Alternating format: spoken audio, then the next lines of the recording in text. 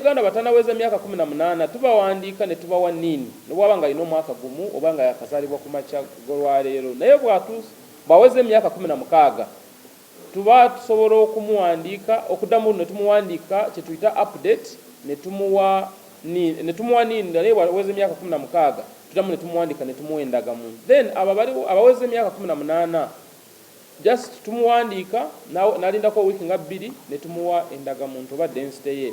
Naye eyo process yonna okukola ebyo byonna kijja kuba nga kyabwereere. Naye twagala kubategeeza nti gavumenti wadde ekuwa endagamuntu eyo nga yabwereere, bw'okola ensobi n'ekubulako ojja kuba nga osasula $5,000 naye ng'osasula mu banka yonna ekuliraanye ate ng'ogenda ne ku ofisi ya NIRA ekuliraanye osobole okufuna endagamuntu empya. Naye bw'eba nga eri damaged ng'eyonoonesebwa nga waliko ebigituuseeko ojja kuba ng'osasula $2,000 okufuna endagamuntu empya.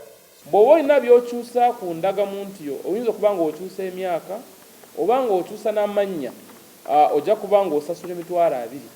Then bw'oba nga okyusa ebintu katugambe wabaddeko ensobi ku ID yo naye ng'ojagala gitereeza naye still ojja sasula $200,000. Then aba birth certificate ebbaluwa z'obuzaale musito osobola okuwandiisa omwana wo nga tanaweza emyezi 6 ojja kuba nga osobola okufuna ebbaluwa y'obuzaale nga tosasudde ekintu kyonna.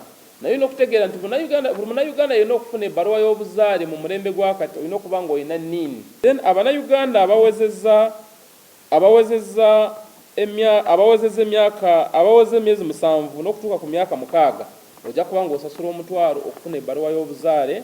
Then abaluwagulu emyaka 18 bajja kuba nga basasula $5,000. Then bw'oba okyusa amannya g'omwana wo ku bbaluwa y'obuzaale ojja kuba nga osasula $2,000. Then bw'oba okyusa amannya ag'omuntu omukulu ku bbaluwa y'obuzaale oba birth certificate ojja kuba nga osasula $15,000. Then bw'oba ofiirirwa omuntu oba omwagalwawo ng'ogezaako okufuna kye tuyita death certificate oba okukakasa nti omuntu oyo yafa ojja kuba nga tosobola kusasula kintu kyonna kasita oba osobola okumuwandiisa oba okututegeeza nti omuntu wo yafa mu mwaka gumu. Naye bw'oba nga omuntu oyo omuwandiise oluvannyuma lw'omwaka gumu ojja kusasula $2,000 okuba nga osobola okufuna death certificate.